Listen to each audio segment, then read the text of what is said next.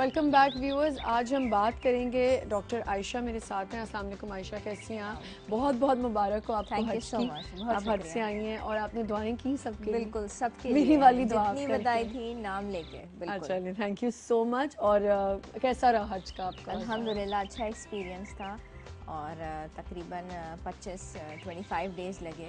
अच्छा। लेकिन हर दिन अभी भी याद आता है। ऑब्वियसली वो तो एक बहुत ही ऑब्वियस सी बात है कि आप एक दफ़ा जब आ जाओ अल्लाह के घर से तो फिर आपको बार बार जो है वही फ्लैशबैक हो रहा होता है। फ्लैशबैक होता है। अच्छा, और बच्चे ठीक थे बिल्कुल यहाँ पे? बच्चे अल्हम्दुलिल्लाह बिल्कुल ठीक रहे और ये बड़ी मज़े की बात है कि वो जो बिल्कुल जो निवाला भी उनको देना पड़ रहा होता था, उन्होंने खुद खाया, खुद सब किया, खुद ब खुद सब कुछ हो गया। कैसे अल्लाह ताला ने करवा दिया। बिल्कुल। और बहुत बड़ी बात है कि आप हज करके आ गई हो, तो मैंने कब जाऊँगी हज करने। एनीवेज आयशा, आज हम आपको पता है न्यूट्रिशन से बात करेंगे। मुझे एक बात बताएं, हज से जब आप हज के लिए जा रहे होते हो तो एक साल पहले उसकी तैयारी होना, उसके लिए फिजिकली फिट होना, उसकी डाइट, थोड़ा सा उसको प्लीज़ बताएं।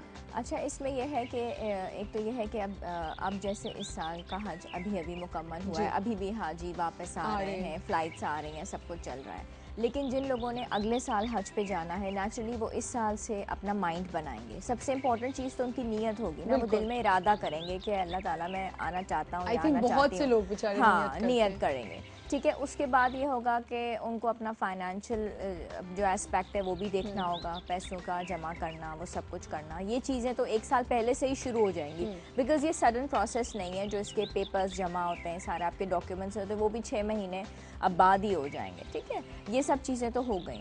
रहा ये सवाल कि ये हज is all about diet and physical fitness, जो मेरा अपना एक्सपीरियंस है। वहाँ जाने से पहले मैंने कभी हज पे कोई प्रोग्राम नहीं किया, बिकॉज जो जिस चीज़ का आपने मज़ा नहीं चखा या मालूम ही नहीं, मैं उस पर कैसे एक्सपीरियंस ही नहीं किया, तो सुने सुनाए चीज़ पे कभी भी मैंने हज के बारे में डाइट प्लान्स नहीं दिए थे लोगों को। कभी ये मेरा मतलब पहला सॉर्ट ऑफ हज के ऊपर प्रोग्राम होगा जो मैं कर रही हूँ, क्योंकि ये एक्सपीरियंस मैं करके आई हूँ। मैं इसकी डाइट के बारे में लोगों को क्या एडवाइस करती जब तक एक्सपीरियंस नहीं किया था।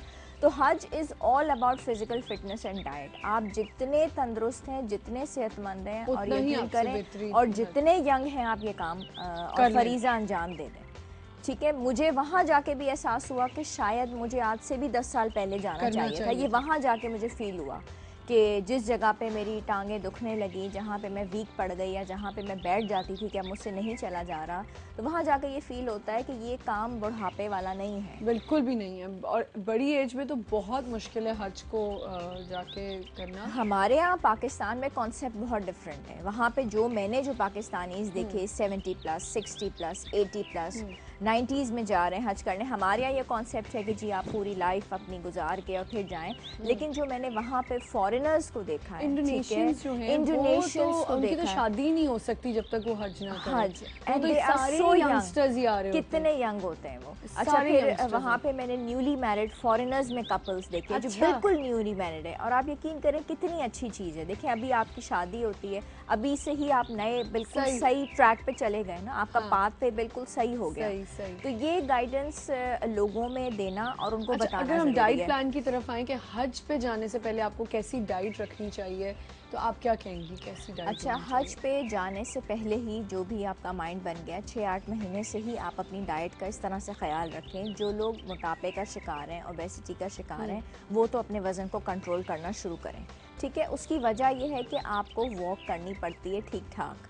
ये कोई 1-2 किलोमीटर वाली वॉक नहीं है, ये 10 किलोमीटर, 12 किलोमीटर, 14 किलोमीटर पे बात चली जाती है। ठीक है, तो आप उसको अंदाज़ा करें। हमने कभी ज़िंदगी में नहीं वॉक की होती है, फिर लोगों का हजूम होता है। फिज़िकली फ़िट रहना, वही लोग ज़्यादा वहाँ पे अपने आप को मैनेज कर सकेंगे। देखिए, आपको धक्का लगता है, आपको पुश लग सकती है, आपकी टक्कर हो सकती है, तो जो बंदा इम्बैलेंस हो गया वो गया। तो जो मजबूत है वो खड़ा रहेगा अपने पैरों पे, ठीक है, या खड़ी रहेगी अपनी पैरों पे। तो इस लिहाज से बाकी विटामिन्स का लेना, कैल्शियम का लेना, दूध का इस्तेमाल, योगर्ट का इस्तेमाल, इन चीज़ों का इस्तेमाल पहले से आपका स्टार्ट हो जाए। और अब जब वहाँ आप होके आ गई हैं तो आप क्या समझती हैं वहाँ ड्यूरिंग हज आपकी कैसी डाइट होनी चाहिए? आपको किन किन चीज़ों का ख्याल रखना चाहिए? ज़्यादा क्या नहीं खाना चाहिए? क्या नहीं खाना चाहिए?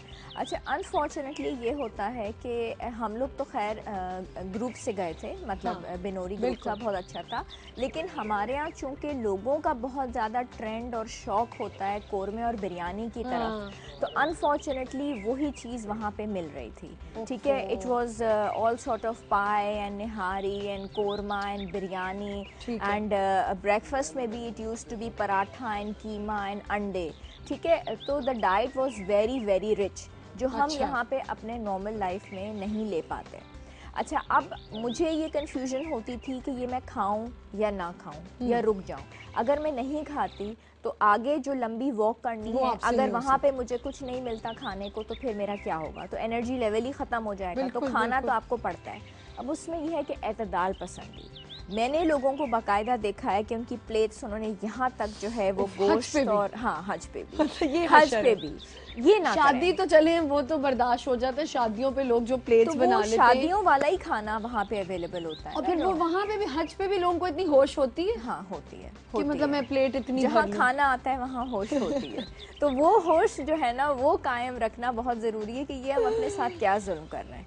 ठीक है, और एक और चीज़ वहाँ पे बहुत मज़े की है कि हमारे यहाँ तो पानी की नौमतन निस्बतन कम प्राइस है। कोल्ड ड्रिंक्स जो हैं वो महंगी होती हैं, वहाँ पे कोल्ड ड्रिंक्स बहुत सस्ती हैं। अच्छा, तो दे वो फिर आर कोल्ड ड्रिंक का सो बहुत चीप। ज्यादा। ठीक है, तो हर मील के साथ कोल्ड ड्रिंक्स भरी हुई हैं। ठीक है, पानी आपको नहीं मिलेगा। पानी आप महंगा है, पानी वहाँ का पानी महंगा है, वो बाहर शायद आप आपको ना जाएं। मिले, आपको खरीदना हाँ, पड़ जाए कुछ का। तो आप ये कोल्ड ड्रिंक्स, दुबई वगैरह में भी देखें वहाँ पानी महंगे पानी महंगे। और तो कोल्ड ड्रिंक्स जो है वहाँ सस्ती होती अब हैं। वैसे शादी वलीमे का खाना 3 दफ़ा, उसके बाद कोल्ड ड्रिंक्स, ठीक है, उसके बाद खीर जर्दा, तो आपकी तबाही हो जाती है। बहुत बुरी बात। बहुत बुरी बात। अच्छा, तो ये हजार लोग वेट लेकिन फिर मैं समझती हूँ वो कंपलसेट नहीं हो जाता जब आप चलना इतना ज्यादा हो जाए। कंपनसेट होगा अगर आप थोड़ा सा मतलब अपने ऊपर कंट्रोल करके आप खाएंगे, तो वो कंपनसेट हो जाएगा, क्योंकि बाद में आपको जो फिजिकल एक्टिविटी करनी है, जो सारे अरकान अदा करने हैं, वो सारी वही मैं चीज़ कह रही ना, तो कंपनसेट हो अगर जाएगी। एक बैलेंस ही होएगा ना जब हाँ, अगर आप लेकिन अगर आप 3 बंदों का या 4 बंदों का खा रहे हैं, अच्छा, उसमें यह है कि वॉशरूम्स की भी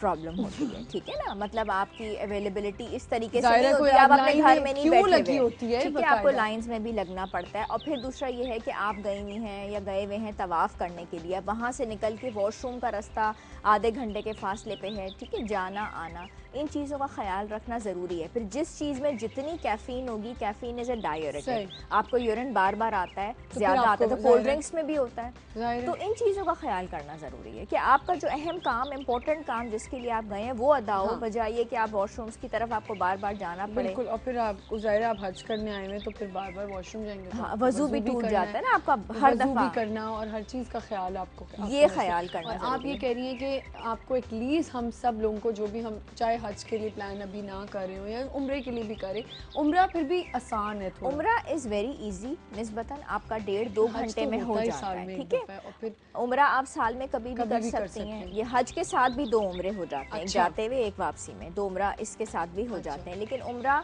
is not a big issue. आपको ज़ाहिर है तवाफ़ करना है, सही करनी है, 7 चक्कर तवाफ़ के हो ठीक गए और 7 सही के, तो ठीक वो इजीली हो जाता है। सही। अच्छा, हज पे हमने बात कर ली, हज से होके आई हैं तो इन्होंने देखा कि वहाँ कैसी डाइट होनी चाहिए और क्या आपको ख्याल किन चीज़ों का रखना चाहिए। एक चीज़ मैं अनाउंस दोबारा से करती चाहूँ कि best design knee and back support belts will be given to 14 patients with back and knee pain by pain management services at South City Hospital। आप हमें कॉल कर सकते हैं। बेस्ट डिज़ाइन जो बेल्ट्स होती हैं आपके नी और बैक के लिए, बैक को सपोर्ट करने के लिए, नी को सपोर्ट करने के लिए, जिनको घुटने की और कमर की दर्द की प्रॉब्लम है, प्लीज़ वही हमें कॉल करें ताकि हम उन 14 पेशेंट्स को ये जो है फैसिलिटी मुहैया कर सकें। साउथ सिटी हॉस्पिटल से ये हमें मिल रही है और डॉक्टर आगा सज्जाद होंगे, डॉक्टर आयशा के बाद वो मेरे साथ होंगे, तो वो आप उनको भी कॉल करके पूछ सकते हैं कि अगर आपको बैक और नी की कोई प्रॉब्लम है तो किस किस्म की चीज़ें इस्तेमाल करें, और अगर आप उनसे कंसल्ट करना चाहते हैं तो आप कर सकते हैं। एक छोटा सा ब्रेक लेते हैं, विल बी राइट बैक।